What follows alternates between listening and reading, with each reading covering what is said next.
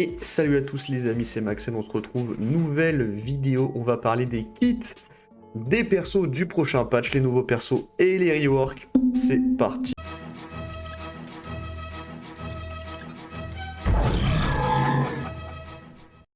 Alors bon, le premier perso c'est Red Gobelin, donc on va pas trop s'attarder sur lui, hein, on connaît déjà le kit. On l'a lu dans le petit blog d'hier, mais ce qu'on va regarder aujourd'hui, c'est un peu plus intéressant. On va parler des Out of Time, les amis. Donc, la prochaine équipe de guerre d'alliance, mais sûrement pas que. Donc, on va commencer par Black Knight. Et là, je vous le dis tout de suite, dans la dernière vidéo, j'avais un peu teasé. Ouais, il y a un perso qui est très intéressant. C'est lui. Voilà, les amis, c'est lui. Alors, je vais traduire les kits plus ou moins en direct. Voilà, donc voilà, si je suis un peu lancé, normal, vous inquiétez pas. Donc, héros mondial, expertise. D'ailleurs, je pense que c'est un très bon perso de DD, enfin de Dark Dimension tout court. En fait, j'allais dire de DD 6, plus on est à 6 ou 7. 6 bientôt 7. Je pense que Black Knight sera un excellent perso de Dark Dimension. Malheureusement, on connaît pas son unique au moment où je fais la vidéo. Mais voilà, donc héros mondial, expertise, protecteur. Hors du temps, 117 de vitesse, c'est pas très lent. C'est pas giga rapide, mais 117 ça reste très ok. Hein. C'est 3 de vitesse en dessous de Quicksilver pour vous donner à peu près une idée. Surtout que vous allez voir que c'est pas très grave que les persos out of time ne soient pas très rapides. Vous allez comprendre très vite pourquoi. Donc ça basique. Attaque la cible principale pour 280% de dégâts perforants. Donc ça c'est déjà pas mal, plus enlève un effet positif aléatoire. Applique une déviation jusqu'à un maximum de 5 à soi-même, ou, c'est pas ou mais c'est et. Ah non, quoi qu'ils disent or. C'est un peu bizarre ce qu'ils disent tout self or de Most Injured, ça aurait été plus logique qu'ils fassent les deux, mais enfin bref. C'est sûrement pour soi-même ou l'allié qui a le moins de vie.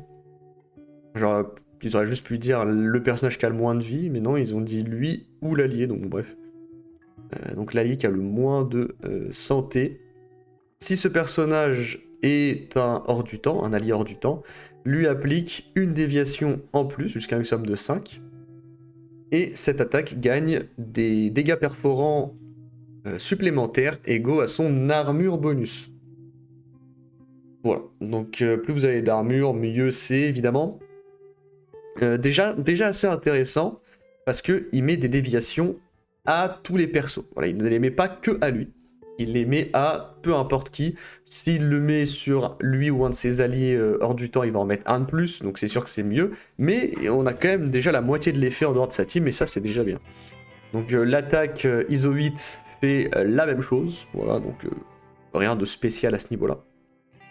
Le spécial 4 sur 4 d'énergie enlève tous les effets négatifs de lui et de tous les alliés.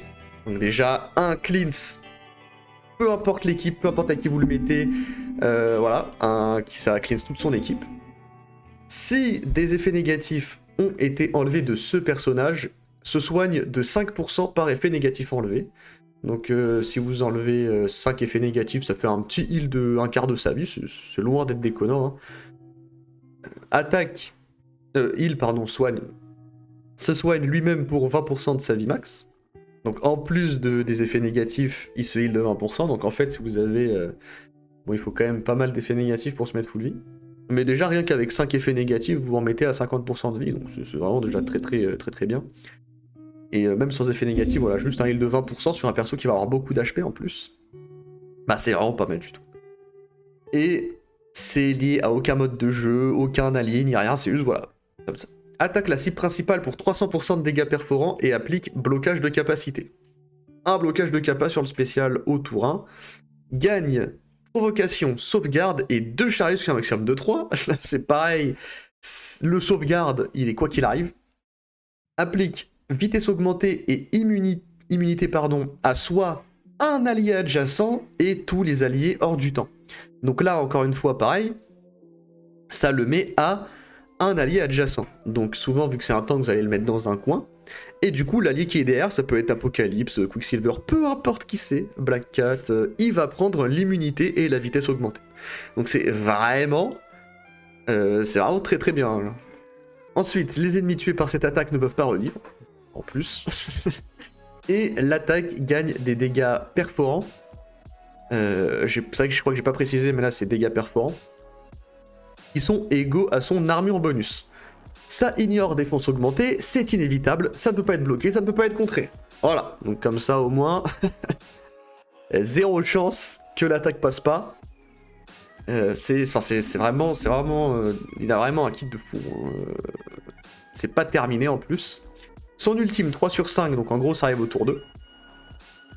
Attaque la cible principale et les cibles adjacentes pour 500% de dégâts perforants, plus 30% de la vie de Black Knight en dégâts. C'est pas mal. Gagne un chargé jusqu'à un somme de 3. Applique défense augmentée à soi et à tous les alliés. Pareil, tous les alliés, peu importe. Applique attaque augmentée à soi et à tous les cogneurs. Donc avec Quicksilver, c'est un cogneur. Bon, avec d'autres persos. J'ai pas tous les cogneurs en tête, mais je me demande si justement Super Skrull ce serait pas un cogneur aussi. Bref, bon, ça marche avec plein de persos. Notamment, voilà, Quicksilver, voilà, en Dark Dimension, par exemple. Je pose ça là. Les ennemis tués par cette attaque ne peuvent pas revivre. Cette attaque gagne des dégâts perforants équivalents à, du coup, l'armure. Un bonus. Alors, il n'a pas marqué le pourcentage. Est-ce qu'on va assumer... Là non plus, d'ailleurs. Alors, est-ce que c'est 100% de son armure bonus ? Genre, en gros, l'armure bonus, c'est de base. Black Knight, il a une stat d'armure. Et bah, en fonction des buffs d'armure qu'on va lui donner, bah, ça va lui donner un pourcentage d'armure en plus. Genre, par exemple, via... je sais plus si le passif de Captain America donne de l'armure, ou bref, ou peut-être même le sien, je crois que le sien en donne. Donc, est-ce que c'est cette armure-là ? Est-ce que ça va être 100% de l'armure bonus ? C'est possible. C'est pas impossible. J'avoue que là, j'ai un petit doute, j'ai pas le chiffre. Bon, bref. Quoi qu'il en soit, le perso, je sais pas s'il a vraiment besoin de ça, déjà avec tout ce qu'il a. Mais en plus de ça, le perso va cogner quand même de manière relativement fort, car il va attaquer en fonction de sa tankiness. Et ça, pour le coup, c'est assez nouveau dans le jeu. C'est pas récent dans ce style de jeu, hein, Summoner's War le faisait déjà. Des attaques qui n'attaquaient pas en pourcentage d'attaque, mais en pourcentage de def, par exemple. Dans Star Wars, il y a ça aussi. On a Grievous, par exemple. Il n'utilise pas ses dégâts pour attaquer, il utilise sa vie. En gros, c'est en fonction de sa vie. Bref. Mais du coup, voilà. En tout cas, quoi qu'il arrive, il y a ça. Maintenant, le pourcentage exact, on verra bien. Passif. Au spawn, gagne provocation. Défense augmentée pendant 2 tours. Donc déjà, il a un pré-taunt. Immunité. Et 5 chargés jusqu'à un maximum de 5. Quand il joue, gagne un chargé jusqu'à un maximum de 3. Là, vous allez dire, mais les chargés, qu'est-ce que ça fait ? Il en gagne dans son passif. Il en gagne sur son spécial. Il en gagne sur son ultime. Attendez, ouais, l'ultime et le spécial. Pas sur la basique. Et bah, les chargés, les amis, tout simplement. Quand autour de n'importe quel personnage, la première fois que ce personnage n'a pas de chargé, donc dès qu'il a perdu tous ses chargés, augmente sa jauge de tour de 100%. Quand ce perso tombe sous 50% de vie, se barrière pour 30% de sa vie max et enlève provocation. Quand un allié protecteur tombe sous 50% de vie, si ce personnage est au-dessus de 50% de vie, il gagne provocation. Donc en gros, si votre autre tank, là encore une fois, hein, c'est quand un protecteur, hein. C'est pas quand un protecteur hors du temps passe sous 50%, non, quand un protecteur, donc vous jouez avec n'importe quel protecteur, si votre autre protecteur tombe sous 50% de vie, hop, Black Knight prend la relève. Ensuite, quand un personnage attaque ce personnage ou n'importe quel allié, encore une fois, n'importe quel allié, hein, si ce personnage a un chargé et n'a pas exhausted, donc n'a pas fatigue, donc en gros, si c'est la première fois que vous attaquez la Out of Time en guerre d'alliance ou en épreuve cosmique, sachant que évidemment en arène vous ne pouvez pas avoir ce debuff fatigue ni en Dark Dimension, ni si vous l'utilisez en attaque d'ailleurs. Hein. Alors, enlève toute la barrière de l'ennemi qui a attaqué. Et l'attaque pour 30% de la vie de Black Knight. Les ennemis tués par cette attaque ne peuvent pas revivre. Enlève immunité sur cet ennemi et applique blocage de soins, traumatisme et 3 saignements sur cet ennemi. Perd un chargé, l'attaque est inévitable, ne peut pas être bloquée, il gagne 1000% de focus. En arène, si ce personnage a chargé, sa jauge de tour ne peut pas être réduite. Gagne 50% de vie max. En défense, gagne encore 40% de vie max. Gagne 40% d'armure en guerre, gagne 5% d'armure en plus par allié out of time. Gagne 50% de résistance en guerre, je vais y arriver, j'arrête pas de dire en gare, hein, c'est pas la gare, c'est en guerre. Gagne 25% de résistance par allié out of time, c'est débile. Il va gagner en fait 200% de résistance s'il est dans l'équipe complète, enfin même 250% de résistance. Ouais, il va être impossible à debuff en gros.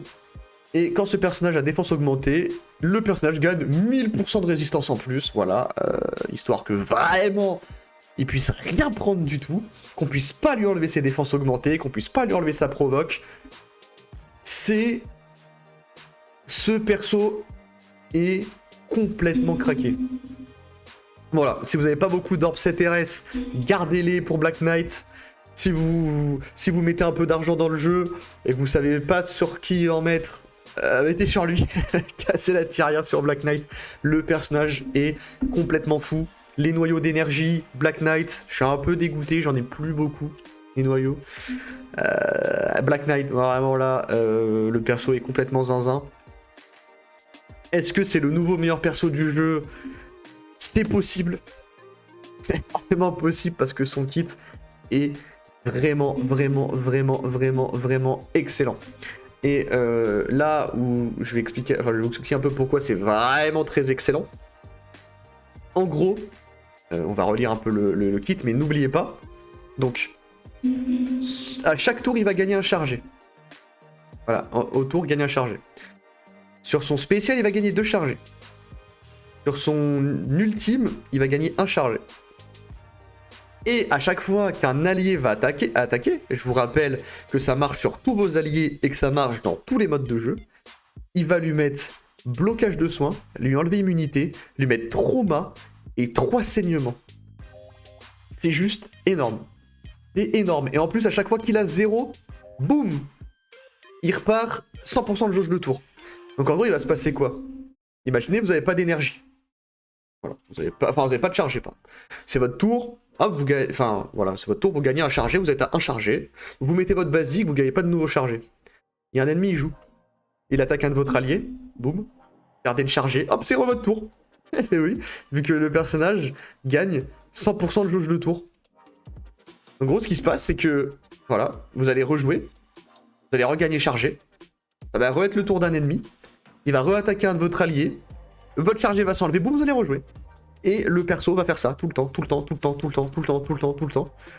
C'est vraiment méga fort. Voilà, donc Black Knight. En plus, le personnage a un style incroyable. Voilà. On va arrêter de parler de Black Knight parce qu'il y a d'autres persos. Mais voilà, j'espère vous avoir convaincu que c'était vraiment pas un perso à louper celui-là. Donc ensuite, Cosmic Ghost Rider, les amis, le Ghost Rider cosmique. Héros cosmique, manipulateur, mystique, hors du temps. 121 de vitesse, c'est moyen rapide. Alors vous allez voir que c'est marrant que cette team a pas mal de vitesse. Parce que Ghost Rider, dans son passif, il a un truc un peu rigolo. Vous le verrez quand on en parlera. Donc sa basique. Attaque la cible principale et les ennemis adjacents pour 220% de dégâts et mes saignements. Les dégâts sont augmentés de 25% par effet positif sur la cible. En guerre, si ce personnage n'a pas ses barres d'énergie pleines, donc en gros si vous pouvez ni ult ni spécial, si la cible principale est un contrôleur, donc un manipulateur, lui applique blocage de kappa, donc Morgane le fait, Black... Non, elle est connue, hein, Black Cat, je crois. Mais Morgane le fait, Docteur Doom, voilà par exemple. Hein. Ce genre de perso. Génère une capa pour ce personnage et tous les alliés hors du temps qui n'étaient pas plein en énergie au début du tour de Ghost Rider. L'attaque ne peut pas être esquivée. Voilà. Bon, sur la basique, ça donne pas l'énergie. Sur l'ISO basique. Donc, on sera sûrement pas le meilleur striker, mais ouais. Sur le spécial, donc 4 sur 4, attaque tous les ennemis pour 425% de dégâts. Les dégâts sont augmentés de 25% par effet positif sur le perso. Inverse 2 effets positifs en effet négatif sur tous les ennemis. Et inverse tous les effets positifs sur tous les ennemis protecteurs. Applique défense réduite et blocage de soins à tous les ennemis. Applique étourdissement à l'ennemi protecteur qui a le plus de vitesse, en ignorant provocation, invisibilité. Si cet ennemi protecteur a défense réduite, lui applique traumatisme. Enlève tous les effets de champ de bataille dans le côté allié. Donc en gros, ça sert à enlever l'effet de champ de bataille de Hulk rouge. Je sais plus si Super Skrull a un effet de champ de bataille. La dernière fois que j'ai lu son kit, c'était il y a trop longtemps. De mémoire, non. Mais bref. Bon, en gros, voilà, ça enlève les effets qui vous affectent négativement comme Red Hulk. Par contre, faut faire gaffe, si vous jouez avec Nova, vous enlevez aussi votre propre effet de champ de bataille. Donc voilà, jouez pas à Nova avec Cosmic Ghost Rider. Cette attaque gagne 1000% de focalisation contre les protecteurs ennemis et ne peut pas être esquivée ou contrée par les protecteurs. Enfin, je sais pas si c'est que par les protecteurs ou si c'est par tout le monde. Je pense que c'est par tout le monde, ça, en fait. Mais en tout cas, voilà, 1000% de focalisation sur les protecteurs. L'ultime 3 sur 5 enlève la barrière de la cible principale, attaque la cible principale pour 500% de dégâts. Les dégâts sont augmentés de 25% par effet positif. C'est un peu un destructeur de tank, hein. Ce Cosmic Ghost Rider, il est là pour poutrer les tanks qui se mettent 1000 effets positifs. Applique stun et traumatisme à la cible principale. Enlève tous les effets de champ de bataille du côté ennemi. Et là c'est intéressant parce que c'est plutôt pour contrer les Nova ennemis, ça. Voilà, vous avez le Nova adverse qui met son effet de champ de bataille, bam, vous l'enlevez avec ça. L'attaque ignore défense augmentée et ne peut pas être bloquée. En guerre, cette attaque ne peut pas être esquivée ou contrée. Et son passif, après qu'un ennemi utilise un ultime, si Ghost Rider n'est pas fatigué, il va mettre une barrière sur soi et tous les alliés hors du temps pour 30% de la vie max de ce perso. Donc à chaque ultime, boum, barrière. Donc en gros, c'est très fort, c'est-à-dire que vous allez tanker. Surtout que c'est pas que les ultimes qui font des dégâts, hein. Donc un personnage qui a un ultime utilitaire, un peu à la Rescousse par exemple, où son ultime va buff ses alliés, leur rendre de la vie et tout, vous gagnez quand même de la barrière, 30% de la barrière. Donc c'est très bien, évidemment, puis ça permet d'énormément tanker les attaques ennemies. Gagne 30% de vie max, gagne 200% de focus. En guerre, réduit le focus de 5000%. Donc en gros, impossible que les ennemis vous mettent des debuffs. Et les dégâts de 50% pour tous les non-Mephisto ennemis qui prennent un tour avant que ce personnage ou n'importe quel allié. Donc en gros, si un ennemi joue avant vous, il perd 50% de dégâts, 5000% de focus, boum. Et ça c'est pour tout le combat, hein. Voilà, c'est pas que pour un tour, hein. C'est, voilà, le perso, il perd toutes ses stats. Bon, peut-être pas toutes, j'exagère, mais autant vous dire que offensivement, l'ennemi n'est plus trop une menace. Voilà, quand il perd 5000% de focus, autant vous dire qu'il va plus mettre beaucoup de debuffs, et avec moins 50% de ses dégâts, il fera plus si mal que ça, l'adversaire. Donc c'est vraiment pas mal du tout. Gagne 30% de vie max, gagne 50% de focus par allié out of time, donc en gros, un petit 200% de focus. Si ce personnage a 4 ou plus alliés out of time, en gros, si vous êtes dans la full team, quoi, l'ennemi, enfin les jauges de tour, pardon, des ennemis qui sont gagnés, enfin, un peu bizarre comment je l'ai dit, quand un ennemi gagne de la jauge de tour à l'apparition, elle est augmentée de 100%. Donc en gros, qu'est-ce que ça veut dire? C'est-à-dire que vous êtes contre Hulk Rouge. Hulk Rouge qui va gagner, je crois, 100% de Foca. Pas de Foca, mais 100% de jauge de tour. Enfin, je crois que c'est moins, c'est pas du tout 100%, mais il va gagner genre 15% par allié gamma. Je crois, hein, de mémoire, peut-être que c'est un peu moins, mais imaginons, hypothétiquement, c'est 15%. Donc en gros, il va gagner 60% de jauge de tour. Là, avec Cosmic Ghost Rider, il va gagner 120% de jauge de tour. Donc à quoi ça sert, évidemment? Ça sert à ce que les ennemis jouent avant vous et que vous leur enleviez toutes leurs stats offensives. Maintenant, moi, ce que je me demande, c'est est-ce que ça s'active plusieurs fois? Voilà, imaginez hypothétiquement, Hulk Rouge joue 2 fois. Est-ce qu'il perd 10 000% de focalisation, enfin du coup 2 fois 5000 et 2 fois 50% de ses dégâts? Donc en gros, entre guillemets, plus ou moins 7500% de foca et 75% de ses dégâts. C'est pas exactement ça les chiffres, mais c'est à peu près ça. Voilà, est-ce que ça marche comme ça du coup? C'est la question que je me pose. Mais voilà, déjà rien que ça, c'est assez rigolo. Déjà, si ça proc une seule fois, c'est déjà bien. Donc voilà, une team qui va être là pour... Alors du coup, maintenant, moi, ce que je me demande, c'est... est-ce que cette équipe va être... Parce que j'aime bien cette mécanique de... On va arrêter de faire la course à la vitesse. Juste, les gens qui vont jouer avant nous, bah, ils auront plus de stats. Voilà, tout simplement. Mais du coup, à quel point ça va être fort? Parce que du coup, est-ce que ça va ralentir la méta? Dans le sens, est-ce que les prochaines teams vont être... Donc les prochaines teams de guerre vont être plus lentes pour contrer ça? Ou est-ce que justement les prochaines teams vont juste dire ouais, bah les steaks, on est quand même méga rapide, mais juste on s'en fout de cet effet, ouais. Ça c'est la question que je me pose, on verra dans le futur de toute manière. Mais c'est assez intéressant, j'aime bien la mécanique. Ensuite on a Starbrand, donc ça c'est le personnage que personne n'a eu sur l'image. Donc héros mondial, cogneur, mystique, hors du temps. D'ailleurs il est quoi lui, il est tireur? Je me souviens déjà plus. Non, il est manipulateur. Donc 116 de vitesse. C'est quand même pas trop dégueu quand on voit le gabarit du bonhomme. Donc sa basique, attaque la cible principale pour 325% de dégâts et applique attaque réduite. Attaque l'ennemi qui a le plus de dégâts en ignorant provocation et invisibilité pour 300% de dégâts plus applique attaque réduite. Bon, il cogne quoi, en gros il tabasse. Et ici il se trouve que vous attaquez la cible qui a le moins de vie, bah il va lui exploser la gueule, voilà en gros. Excusez-moi. Ensuite son spécial, 4 sur 4, attaque la cible principale pour 400% de dégâts et applique ralentissement. Et réduit la jauge de tour de 15% plus 10% par allié hors du temps.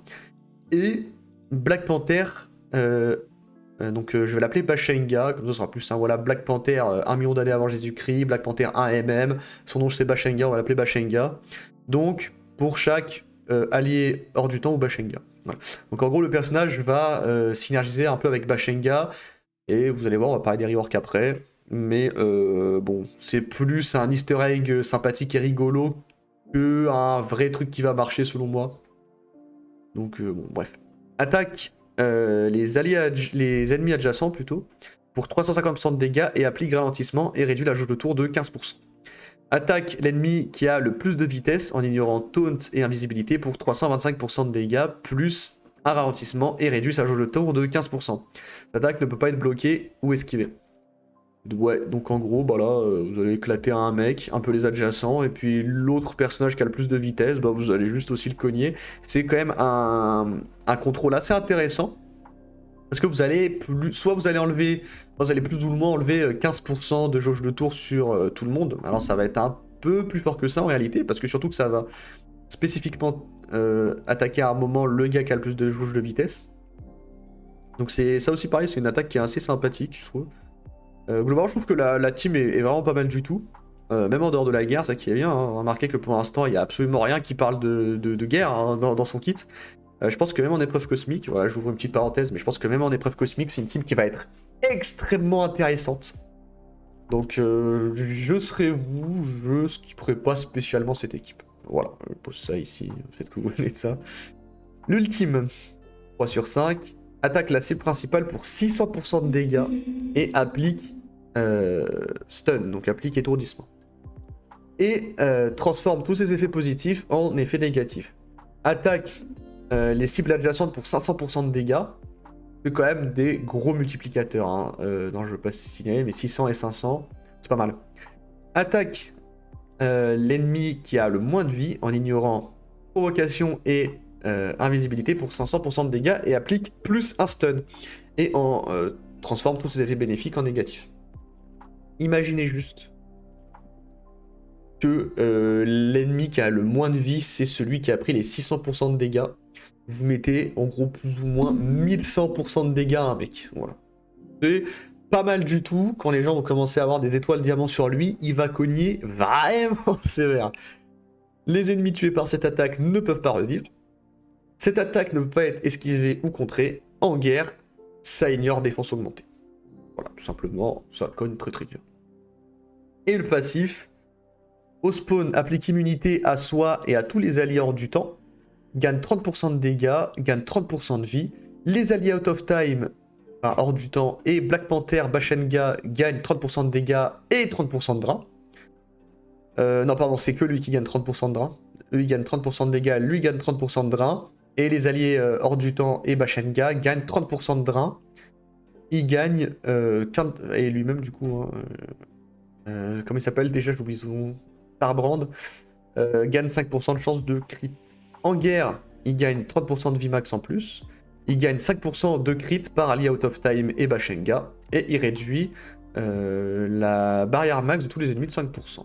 Voilà, donc des kits qui sont très intéressants. Vous voyez qu'en guerre, il a quelques buffs, mais c'est pas non plus... ça le rend pas loin d'être injouable dans les autres modes de jeu. Il va plus ou moins faire la même chose, il va juste le faire un peu moins bien parce que l'ultime, bah, il va plus ignorer défense réduite en dehors de la guerre. Mais si vous avez déjà, enfin défense augmentée pardon, mais si les ennemis ont déjà pas défense augmentée, ce qui est quand même très souvent le cas en ce moment avec tous les persos qui font que flip tous les effets bénéfiques. D'ailleurs j'ai vu dans le Discord que ça se plaignait beaucoup de ah oui mais en fait quand on spawn avec défense augmentée c'est plus devenu un nerf qu'un buff à cause de tous les persos qui peuvent au tour 1 échanger les effets positifs en négatifs. Donc voilà. Et puis il aura un peu moins de crit, de chance de crit, voilà. Et de vie. Voilà. Mais globalement ça fait la même chose. Bon, Ghost Rider en guerre, c'est celui qui perd le plus quand même, parce qu'il perd son passif qui réduit les stats des ennemis, qui est quand même une grosse composante du kit, on va pas se mentir, mine de rien. Il a toujours le reste de ses attaques et tout, mais voilà, il est quand même beaucoup moins intéressant. Et puis Black Knight, évidemment, lui, enfin bref, voilà, lui il est intéressant partout. On va passer au rework maintenant, c'est-à-dire que même les reworks sont loin d'être dégueulasses, voilà. Donc Captain Carter qui gagne un peu de stats, voilà, 9% de vie, 11% de dégâts, 4% d'armure, 4% de focus, 35% de résistance. Bon, c'est pas un gros up de stats, on en avait pas spécialement besoin, mais voilà, un petit up. Un petit up. On va parler que des nouveautés, hein. Sa basique, bon, en plus de mettre les régénérations sur les alliés Renaissance, elle va aussi les mettre sur les alliés hors du temps. Voilà. Son spécial... C'est ça, hein, c'est le spécial, hein, ouais. Son spécial, maintenant, en guerre, il va aussi appliquer les 3 déviations, le contre et le Deathproof. Le Deathproof, c'est l'indestructible à tous les alliés hors du temps. Il va soigner les renaissances et les alliés hors du temps. Vous allez voir que c'est souvent ça, hein. Ça va rajouter juste... En gros, ce qui était en raid, ça va l'ajouter en guerre pour les hors du temps. Et tout ce qui marchait sur les hors du temps, enfin sur les renaissances, pardon, vont marcher sur les hors du temps aussi. Donc en guerre, on va revivre un allié renaissance ou hors du temps. Voilà. Ce sera plus... Ah non, pardon. Ça a été purement... Il me semblait que ça c'était... Enfin, je sais pas pourquoi je pensais que c'était qu'en raid, ça. Mais non, du coup, en guerre, ça va revivre 2 alliés, en gros. Alors non, c'est pas que ça va revivre 2 alliés, c'est un peu plus compliqué de ça. Si... votre Captain America meurt, ça va revivre 2 alliés. Car Captain America qui est Renaissance va revivre, et votre deuxième allié hors du temps qui est mort va revivre. Cependant, si vous avez 2 alliés hors du temps morts qui ne sont pas Captain America, là ça va en revivre qu'un seul. Et en GA uniquement, évidemment. Voilà. S'il n'y a pas d'allié Rebirth à revivre, augmente tous les effets positifs de 1 jusqu'à un maximum de 3, ça c'est que sur les Rebirths. En guerre, s'il n'y a pas de renaissance ou d'alliés hors du temps à revivre, donc étant la durée de tous les effets positifs de 1 jusqu'à un maximum de 3 sur tous les renaissances et les out of time, en guerre, l'attaque ne peut pas être contrée. Son ultime en guerre, si ce personnage a 3 alliés hors du temps, applique sauvegarde à soi et à tous les alliés hors du temps. En guerre, l'attaque ne peut pas être contrée. Et son passif, elle va appliquer les régènes quand elle joue donc aux renaissances et aux alliés hors du temps. Elle va avoir 50% de chance d'appliquer l'assist à un allié hors du temps. Elle va donner les chances de blocage. Donc elle va se donner 20% de chance de blocage par allié hors du temps. Elle va donner en guerre 30% d'armure à elle-même. Je regarde vite fait. En raid et en guerre, elle va gagner 30% de vie max en plus. En guerre, au spawn, elle va appliquer défense augmentée pendant 2 tours à soi et à tous les alliés hors du temps. Et quand ce personnage ou n'importe quel allié hors du temps passera sous 30% de vie, pour la première fois du combat, elle va soigner ce perso pour 30% de sa vie max. Donc, petit rework assez intéressant, voilà. Le perso était déjà quand même pas mal du tout. Maintenant, vu qu'elle va marcher avec les hors du temps, voilà, c'est vraiment un bon perso. Captain America, lui, il prend 41% de vie en plus. C'est beaucoup. Quand on considère le fait que c'est Captain America, c'est beaucoup. Ça va le rendre encore meilleur en début de partie, en début de jeu. Donc, ça rend, selon moi, mon guide débutant encore meilleur. Bon, faudra rajouter Black Knight dans les persos vraiment bons. Mais, voilà. 41% de vie en plus, 5% de dégâts en plus, 3% de focalisation, 3% de résistance et 3% de vitesse. Voilà, bon, c'est des petits buffs de stats, mais pourquoi pas, un 3% de vitesse, il doit gagner 1 de vitesse, le capitaine. Ce 3%, il doit avoir une raison. À mon avis, c'est pour qu'en guerre, il joue avant un personnage spécifique, je ne sais pas qui. Voilà, mais bon, il gagne 3% de vitesse en plus. Donc, Inspire, donc c'est son spécial. Son spécial va enlever 5 effets négatifs des alliés hors du temps. C'est tout ce qui change, voilà. Après, Captain America a un très bon kit, donc il n'est pas vraiment à plaindre. Pas vraiment un très gros rework. Hein. Son lancer de bouclier, il va gagner donc la 60% de jauge de tour aussi s'il y a un allié hors du temps présent. Si ce personnage a 3 alliés hors du temps, il va gagner 5000% de foca pour cette attaque. Et en guerre, si ce personnage a 3 alliés hors du temps, l'attaque ne peut pas être évitée. Voilà, c'est tout simplement. Son passif, quand ce personnage tombe sous 50% de vie, enlève provocation de soi-même, plus augmente la jauge de tour de 2 Captain Carter ou Winter Soldier allié de 30%. Bon, là il n'y a pas de Winter Soldier en l'occurrence, donc ça va être que Captain Carter. Et à la mort d'un allié out of time, il va soigner donc soi-même et tous les alliés de 10% de sa vie max. Sachant qu'il prend 40% de vie max en plus, le soin il va commencer à être solide. Et Tatari va gagner 20% de change de blocage par allié hors du temps. Et en guerre, il va aussi gagner 30% de score de blocage.